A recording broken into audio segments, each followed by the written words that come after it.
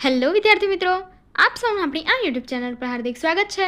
આજે હું લઈને આવી છું ધોરણ 8 વિષય વિજ્ઞાન પાઠ 8 બળ અને દબાણમાં સ્વાધ્યાયન પોથીમાં ભાગ 5નું સંપૂર્ણ સોલ્યુશન। તો ચાલો આપણે આગળ વધીએ, પરંતુ તે પહેલાં જો તમે આપણી આ યુટ્યુબ ચેનલને લાઈક, શેર અને સબસ્ક્રાઈબ ન કરી હોય તો જરૂરથી કરજો। પ્રશ્ન 1, નીચે આપેલા પ્રશ્નો માટે સાચો વિકલ્પ જવાબ પસંદ કરીને તેના ક્રમમાં લખો। તો ચાલો જોઈએ।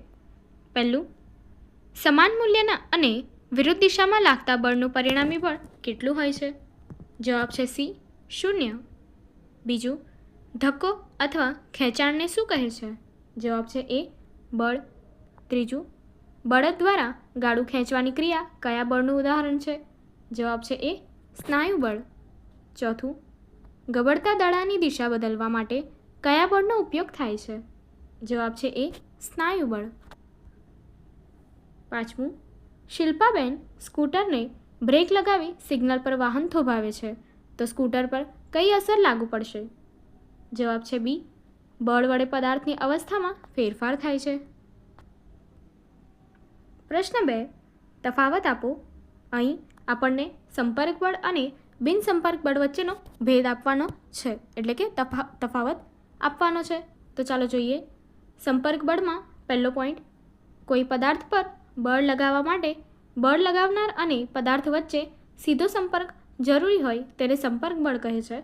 બિન સંપર્કમાં પહેલો પોઈન્ટ, કોઈ પદાર્થ પર બળ લાગવા માટે સંપર્ક જરૂરી ન હોય તેને બિન સંપર્ક બળ કહે છે। સંપર્ક બળમાં બીજો પોઈન્ટ, બળ લાગતા સમયે બંને પદાર્થો વચ્ચે સંપર્ક થાય છે। બિન સંપર્કમાં બીજો પોઈન્ટ, બળ લાગતા સમયે પદાર્થો વચ્ચે કોઈ સંપર્ક થતો નથી। તે જ રીતે આગળનો તફાવત જોઈએ। સ્થિત વિદ્યુત બળ માટે અને ચુંબકીય વિદ્યુત બળ માટે। સ્થિત વિદ્યુત બળ માટે પહેલો પોઈન્ટ, વિદ્યુત ભાર ધરાવતા પદાર્થો વચ્ચે લાગતું બળ સ્થિત વિદ્યુત બળ કહેવાય છે। ચુંબકીય બળમાં પહેલો પોઈન્ટ, ચુંબકો અથવા ચુંબકીય પદાર્થો વચ્ચે લાગતું બળ ચુંબકીય બળ કહેવાય છે। સ્થિત વિદ્યુત બળમાં બીજો પોઈન્ટ, સંપર્ક વગર લાગતું બળ છે, અને આમાં ચુંબકીય બળમાં બીજો પોઈન્ટ, સંપર્ક વગર લાગતું બળ છે। આગળનો તફાવત ઘર્ષણ બળ અને ગુરુત્વાકર્ષણ બળ વચ્ચે છે।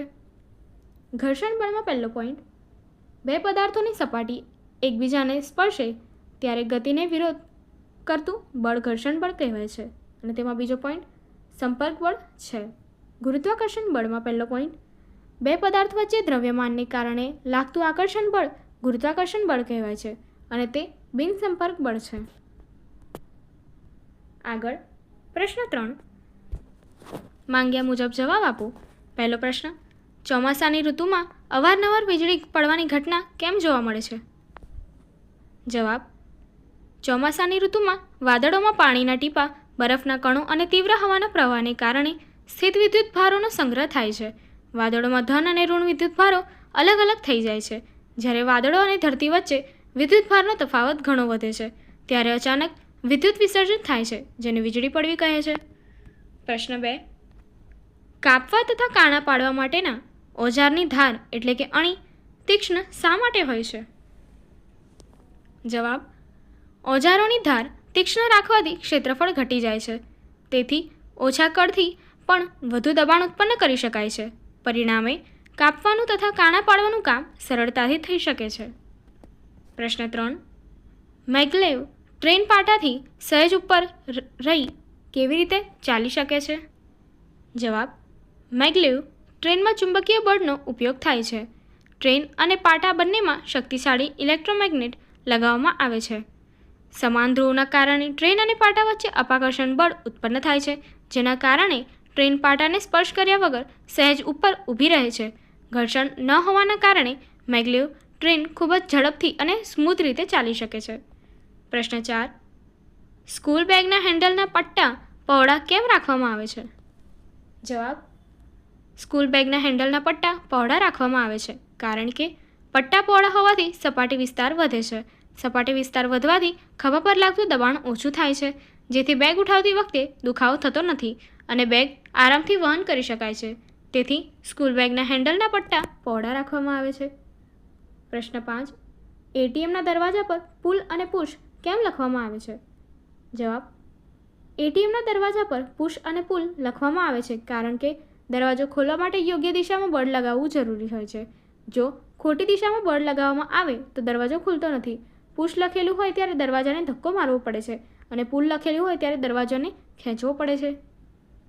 આગળનો પ્રશ્ન 4. વૈજ્ઞાનિક કારણ લખો. પહેલું, ઉનાળાની ઋતુ દરમિયાન ટાયર ફાટી જવાની ઘટના વધુ જોવા મળે છે. કારણ, ઉનાળામાં તાપમાન વધારે હોય છે. તાપમાન વધતા ટાયરમાં ભરેલી હવા વિસ્તરે છે અને અંદરનું દબાણ વધી જાય છે. જ્યારે આ દબાણ ટાયરની સહનશક્તિ કરતાં વધુ થઈ જાય છે ત્યારે ટાયર ફાટી જાય છે. બીજું, અંતરિક્ષ યાત્રા દરમિયાન અંતરિક્ષ યાત્રી ખાસ પ્રકારના શૂટ પહેરતા હોય છે. કારણ, અંતરિક્ષમાં હવા અને દબાણ નથી તેમજ તાપમાનમાં ભારે ફેરફાર થાય છે. ખાસ પ્રકારનો શૂટ અંતરિક્ષ યાત્રીને ઓક્સિજન, યોગ્ય દબાણ અને તાપમાન પૂરું પાડે છે અને તેને સુરક્ષિત રાખે છે. પ્રશ્ન 3. ગરોળી દિવાલ પર સહેલાઈથી ચાલી શકે છે. કારણ, ગરોળીના પગના તળિયે બહુ બારીક વાડ જેવી રચનાઓ હોય છે. આ રચનાઓ દિવાલની સપાટી સાથે ઘર્ષણ બળ અને આકર્ષણ બળ વધારે છે. આ કારણે ગરોળી દિવાલ પર સરક્યા વગર સહેલાઈથી ચાલી શકે છે. પ્રશ્ન 4. કુલી ભારે સામાન ઉચકતી વખતે માથા પર કાપડને ગોળ વીંટળી રાખે છે. કારણ, કુલીઓ પોતાના માથા પર એક કપડાને ગોળ વીંટાળીને રાખીને પોતાના માથા સાથે બોજના સંપર્ક ક્ષેત્રફળને વધારી દે છે. આથી તેમના માથા પર લાગતું દબાણ ઘટી જાય છે અને તેઓ તે ભાર એટલે કે બોજને સરળતાથી ઉઠાવી શકે છે. પ્રશ્ન 5. જોડકા જોડો. તો વિભાગ અ અને બ ને જોડવાના છે. તો ચાલો જોઈએ. તો પહેલું છે એ, બળ માટે આપ્યું છે જવાબ 3 ન્યૂટન. બીજું છે બી, દબાણ માટે આપ્યું છે જવાબ 4 પાસ્કલ. સી, બળદગાડું એની માટે જવાબ આપ્યો છે પહેલું સ્નાયુબળ. ત્યારબાદ ડી, સૂર્યમંડળના ગ્રહોની ગતિ, તો એની માટે જવાબ આપ્યો છે બીજું ગુરુત્વાકર્ષણ બળ. આગળનો પ્રશ્ન જોઈએ. પ્રશ્ન 6. શિયાળામાં કોરા વાળમાં ફેરવેલા કાંસકાને કાગળના નાના ટુકડાઓની નજીક લઈ જતાં શું થાય છે તે દર્શાવતી પ્રવૃત્તિ વર્ણવો અને તેનું કારણ સમજાવો. સાધન સામગ્રી, તેમાં છે પ્લાસ્ટિકનો કાંસકો, કાગળના નાના ટુકડાઓ. પદ્ધતિ જોઈએ. તો અહીં આપણને સ્ક્રીન પર પદ્ધતિ આપેલી છે તો આપણે તે જોઈશું. સૌપ્રથમ કાગળના ખૂબ જ નાના ટુકડાઓ કરો અને તેને ટેબલ પર મૂકો. હવે પ્લાસ્ટિકના કાંસકાને તમારા કોરા વાળમાં થોડીવાર સુધી ઝડપથી ઘસો. ત્યારબાદ આ ઘસેલા કાંસકાને તરત જ કાગળના ટુકડાઓની નજીક લઈ જાઓ. ધ્યાન રાખો કે કાંસકો ટુકડાઓને અડકે નહીં, ફક્ત નજીક લઈ જવાનું છે. થતી પ્રક્રિયાનું અવલોકન કરો અને તેના પરથી આપણને શું અવલોકન મળશે? જ્યારે કાંસકાને કાગળના ટુકડા નજીક લઈ જવામાં આવે છે ત્યારે કાગળના ટુકડાઓ કાંસકા તરફ ખેંચાય છે અને તેમાં ચોંટી જાય છે. આગળ જોઈએ. પ્રશ્ન 7. પ્રવાહી સમાન ઊંડાઈએ સમાન દબાણ લગાડે છે તે પ્રયોગ વર્ણવો. તો હેતુ, પ્રવાહી સરખી ઊંડાઈએ સરખું દબાણ લગાડે છે. અને સાધન સામગ્રી, છિદ્રવાળી બોટલ, પાણી, પ્લેટ અને ટેબલ. અહીં તમને આકૃતિ સ્ક્રીન પર દર્શાવવામાં આવેલી છે. હવે તે માટેની પદ્ધતિ જોઈએ. પ્લાસ્ટિકની એક ખાલી બોટલ અથવા એક નળાકાર પાત્ર લો. તમે ટેલ્કમ પાવડરનો ખાલી ડબ્બો કે સોફ્ટ ડ્રિંકની પ્લાસ્ટિકની બોટલનો ઉપયોગ કરી શકો છો. બોટલના તળિયે પાસે ચારેય દિશામાં એકસરખા 4 છિદ્રો કરો. ધ્યાન રાખો કે આ છિદ્રો તળિયાથી સમાન ઊંચાઈ પર હોય. જુઓ આકૃતિમાં દર્શાવેલું છે. હવે બોટલને પાણીથી ભરો. તે માટેનું તેના પરથી આપણને મળતું જે અવલોકન છે તે નોંધેલું જોઈએ. આકૃતિમાં દર્શાવ્યા પ્રમાણે બોટલના તળિયેથી એક સમાન ઊંચાઈએ આવેલા એકસરખા 4 છિદ્રોમાંથી પાણીની ધારા બહાર ફેંકાય છે. હા, છિદ્રોમાંથી નીકળતું પાણી બોટલના તળિયેથી એક સમાન એટલે કે સમક્ષિતિજ અંતરે પડે છે. તેના પરથી શું નિર્ણય મળશે?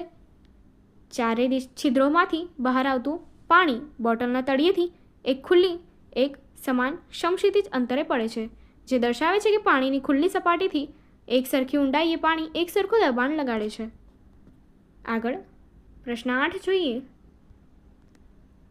આકૃતિ એમાં દર્શાવ્યા મુજબ બે સમાન કદના અને સમાન હવા ભરેલા પાસ પાસે રાખેલા બે ફુગ્ગાની વચ્ચે ફૂંક મારતા આકૃતિ બી અને સી પૈકી કઈ પરિસ્થિતિ સર્જાશે અને શા માટે?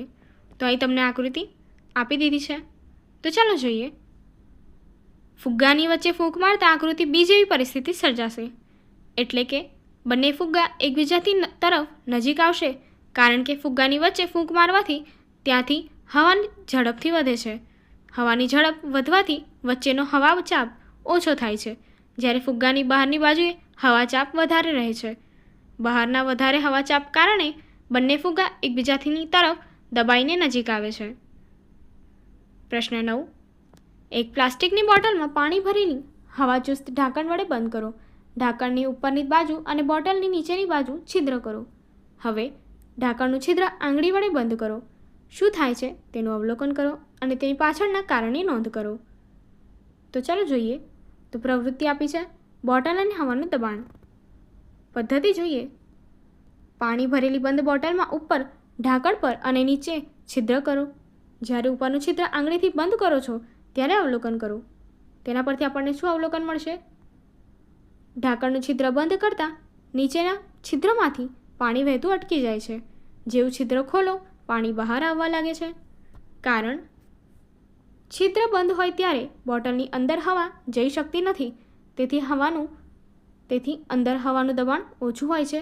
બહારની હવા નીચેના છિદ્રમાંથી પાણીને અંદર રોકી રાખે છે.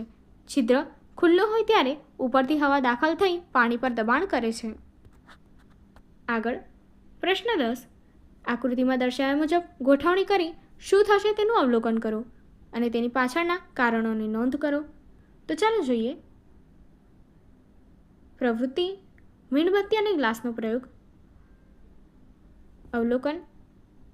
ગ્લાસ ઊંધો પાડતા થોડી વારમાં મીણબત્તી બુઝાઈ જાય છે. ગ્લાસની અંદર પાણીની સપાટી ઉપર ચડે છે. કારણ ગ્લાસમાં રહેલો ઓક્સિજન વપરાઈ જવાથી મીણબત્તી બુઝાય છે. દબાણનો તફાવત. ઓક્સિજન વપરાતા ગ્લાસની અંદર હવાનું દબાણ ઘટે છે, જેના કારણે બહારના વાતાવરણનું દબાણ પાણીને ગ્લાસમાં ઉપર ધકેલે છે. પ્રશ્ન 11. પ્લાસ્ટિકની બોટલમાં મોં પાસે ચોક અંદરની બાજુએ રાખી ફૂંક મારતા ચોક અંદરની જગ્યાએ જવાને બદલે બહારની તરફ આવે છે. કારણ સમજાવો. ચોકના ટુકડાને ફૂંક મારતા બોટલમાં હવા ઝડપથી પ્રવેશે છે, જેના કારણે બોટલની અંદરનું દબાણ વધી જાય છે. આ વધેલું દબાણ ચોકના ટુકડાને અંદર ધકેલવાને બદલે બહાર તરફ ધકેલે છે. પ્રશ્ન 12. સાધન સામગ્રી: 2 ગજિયા ચુંબક, સસલું, ઘાસ, કુલ્ફી અને છોકરીનું ચિત્ર. પદ્ધતિ આપી છે. એક ચુંબકના છેડા પર સસલાનું ચિત્ર અને બીજા છેડા પર છોકરીનું ચિત્ર ચોંટાડો. ત્યારબાદ આ ચુંબકને દોરીથી લટકાવો. હવે બીજા ચુંબકમાં કુલ્ફી અને ઘાસના ચિત્રોને એવી રીતે ચોંટાડો કે જેથી કુલ્ફીવાળો છેડો પ્રથમ ચુંબકની નજીક લઈ જઈએ તો છોકરીનું ચિત્ર તેના તરફ આકર્ષાય, અને જો ઘાસવાળા છેડાને પ્રથમ ચુંબક નજીક લઈ જઈએ તો સસલું આકર્ષાય. ઉપર જણાવ્યા પ્રમાણે સફળ રીતે પ્રવૃત્તિ કરવા માટે કઈ બાબતો ધ્યાનમાં રાખવી જોઈએ તેની નોંધ કરો. તો જોઈએ. એક ચુંબકના છેડા પર સસલાનું ચિત્ર અને બીજા છેડા પર છોકરીનું ચિત્ર ચોંટાડો. ત્યારબાદ આ ચુંબકને દોરીથી લટકાવો. હવે બીજા ચુંબકમાં કુલ્ફી અને ઘાસના ચિત્રોને એવી રીતે ચોંટાડો કે જેથી કુલ્ફીવાળો છેડો પ્રથમ ચુંબક નજીક લઈ જઈએ તો છોકરીનું ચિત્ર તેના તરફ આકર્ષાય, અને ઘાસવાળા છેડાને પ્રથમ ચુંબક નજીક લઈ જઈએ તો સસલાનું ચિત્ર આકર્ષાય. આગળની એક્ટિવિટી જોવા માટે અહીં આપેલી એન્ડ સ્ક્રીન પર ક્લિક કરો. Thank you.